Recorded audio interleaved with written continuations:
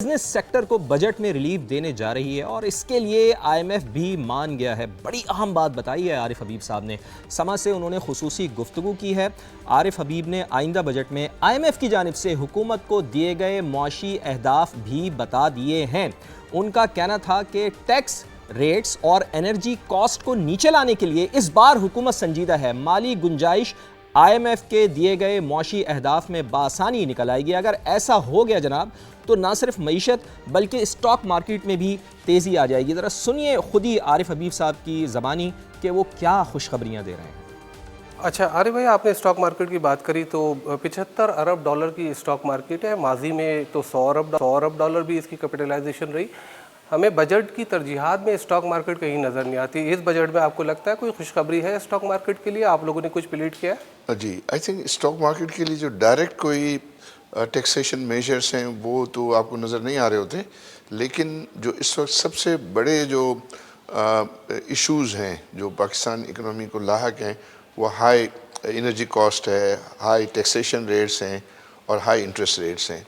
तो उस पे मुसलसल रिप्रेजेंटेशन जो है वो हो रही है।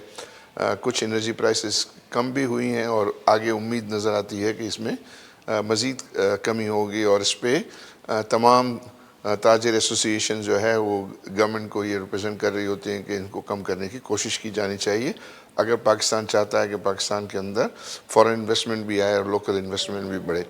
और इसी तरह जो टैक्स रेट्स हैं उसमें गवर्नमेंट बहुत एक्टिवली इसको कंसिडर करती हुई नज़र आती है, क्योंकि हर मीटिंग में प्राइम मिनिस्टर और कैबिनेट मिनिस्टर्स वो सब इस बात का इरादा करते हुए नज़र आते हैं कि हम इस दफ़ा जो है वो सुपर टैक्स ख़त्म करना चाहते हैं, हम इंटर कॉर्पोरेट टैक्स ख़त्म करना चाहते हैं, हम जो है वो एक्सपोर्ट के लिए जो है वो टैक्सेशन में कुछ रियायत करना चाहते हैं। पर्सनल टैक्सेशन पर्सनल ऐसा नहीं है कि नहीं मान रहा है, मुझे तो लगता है कि आईएमएफ शायद उस तरफ जा रहा है, इसलिए कि वो एक बात कहते हैं कि अगर हमें स्पेस मिला तो मैं तो देखता हूँ तो मुझे तो स्पेस बनता हुआ नज़र आता है। इसलिए आता है कि उनका एक टारगेट होता है आईएमएफ का और वो होता है प्राइमरी सरप्लस का। तो प्राइमरी सरप्लस जो है उन्होंने 2.4% ऑफ जीडीपी रखा है करंट फाइनेंशियल के लिए, जो ऑलरेडी 3.1% अचीव हो चुका है। अगले साल के लिए जो नंबर आया है मीडिया में वो 2% का आया। इसका मतलब वो प्राइमरी सरप्लस को जो है वो कम टारगेट कर रहे हैं। इसी तरह जो आईएमएफ के रेवेन्यू का टारगेट भी पहले जो था वो 18%, 20%, 22% इस तरह ग्रोथ का होता था। इस दफ़ा वो 9% की बात कर रहे हैं। तो इसका मतलब ये है कि वो स्पेस पैदा की जा रही है। तो उसके लिए ये जो चीज़ें मैंने कही कि जिसकी वो रियायतों की बात कर रहे हैं उसकी कॉस्ट जो है वो 1.2 ट्रिलियन है। अच्छा। तो और ये जो इकदाम मैंने बताया कि जो आईएमएफ के टारगेट्स हैं वो उससे ज़्यादा स्पेस पैदा कर रहे हैं। तो मैं तो उन नंबरों के बेसिस पर अगर जाऊँ तो मुझे बहुत कभी इम्कानात लगते हैं कि आप जो है वो सुपर टैक्स ख़त्म होता हुआ इंटर कॉर्पोरेट डिविडेंड, अगर ये चीज़ें होती हैं तो स्टॉक मार्केट के लिए तो बहुत बूम का बायस बनेगा। तो आरिफ हबीब साहब ये बता रहे थे समा के नुमाइंदे रिजवान आलम से खुसूसी गुफ्तगू करते हुए कि हुकूमत बजट में जो कारोबारी तबका है उसको रिलीफ देने के लिए जा रही है और अगर ऐसा हो जाता है तो ना सिर्फ ये मईशत के लिए बल्कि बहुत अच्छी खबर होगी, बल्कि स्टॉक मार्केट के लिए भी बहुत अच्छी खबर होगी कि हमारी स्टॉक मार्केट भी ऊपर जा सकती है। लेकिन बजट आने से पहले प्रेडिक्शन भी की जाती हैं। सरकारी मुलाजमीन की तनख्वाहों में तो इजाफा हो जाता है, लेकिन जो प्राइवेट मुलाजमीन हैं जो प्राइवेट कंपनीज़ में काम करते हैं उनकी तनख्वाहों में इजाफा उस तरह से नहीं होता है। तो बजट में प्राइवेट मुलाजमीन की तनख्वाहों में मुमकिना इजाफी टैक्स मुलाजमीन में तशवीश की नई लहर दौड़ा देता है। हर साल ही हम ये देखते हैं कि जो ऑलरेडी जो तबका सबसे ज़्यादा टैक्स दे रहा होता है उसके ऊपर मज़ीद बोझ डाल दिया जाता है और उसकी कमर पर मज़ीद बोझ लाद दिया जाता है। मुल्तान में निजी इदारों के मुलाजमीन का कहना है कि महंगाई, यूटिलिटी बिल्स और रोज़मर्रा अखराजात ने पहले ही ज़िंदगी को मुश्किल बना रखा है, कमर तोड़ कर रख दी है। ऐसे में मज़ीद टैक्सों का बोझ बर्दाश्त करना उनके लिए मुमकिन ही नहीं होगा। हुकूमत को इस बारे में सोचना होगा। सुनिए कि प्राइवेट सेक्टर के मुलाजमीन अगर तो टैक्स लग जाता है, टैक्स के हवाले से किस कदर वो परेशान दिखाई देते हैं। हम प्राइवेट मुलाजमीन पहले से बहुत परेशान हैं। बिजली का बिल है, गैस का बिल है, टेलीफोन का बिल है, वासा का बिल है, वो पेड करेंगे, हम टैक्स पेड करेंगे। ऑलरेडी कौन सा आइटम है जिस पे टैक्स नहीं दिया जा रहा, जो चीज़ भी खाने के लेने जाओ उस पर तो ऑलरेडी वो टैक्स दे रहा है। जो गरीब आदमी है वो पहले ही बड़ी मुश्किल से अपना गुजरो बसर कर रहा है, तो मज़ीद टैक्सेस लग जाएंगे तो वो तो और मुश्किलात का सर उसके वो हो जाएगा, शिकार हो जाएगा सर जी वो, तो इस तरह तो सर्वाइव नहीं कर पाएगा सर्विस। हम तो ऑलरेडी जो है प्राइवेट मुलाजमीन टैक्स दे रहे हैं, तो हमारा तो ऑलरेडी गुजारा बड़ी मुश्किल से होता है। मज़ीद अगर टैक्सेस लगेंगे तो हमारी रोज़मर्रा के जो मामलात हैं हम कैसे उसको मैनेज करेंगे। अब सैलरी से भी डिडक्ट करवाएंगे तो हम अपने बच्चों को कैसे मतलब पढ़ाएंगे, अच्छी तालीम कैसे देंगे, उनकी हॉस्पिटल की सहूलियात को हम कैसे देखेंगे। तो ये प्राइवेट मुलाजमीन जिनको ये ख़दशा है कि उनके ऊपर टैक्स की अगर इजाफ़ा कर दिया जाता है, टैक्स की शरह बढ़ा दी जाती है तो फिर वो किस तरह से गुजारा करेंगे। ऑलरेडी इतनी महंगाई है। तो हमारे साथ हमारे नुमाइंदगान भी मौजूद हैं।